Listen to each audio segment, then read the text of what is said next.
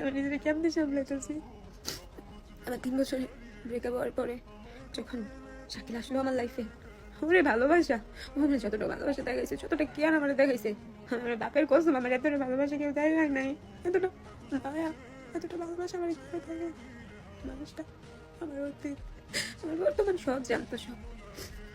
আমি তাকাইতেও পারতেছি না, আমার এতটা কষ্ট হইতেছে ভাই। আমি আজকে 3 দিন 3 দিন আমি একটু পানি ছাড়া কিচ্ছু খাই না ভাই। আমি মানসিক রোগী হয়েছি। আমি মানসিক রোগী হয়ে যেতেছি। আমি আমি কারোর কাছে বলতে চাই না ভাই, আমি কারোর কাছে বলতে চাই না। আমার একটু ভালো রাখবো ভাই, আমি আমার জীবনে কারোর থেকে একটু ভালো থাকা ছাড়া আমি কিচ্ছু চাই না।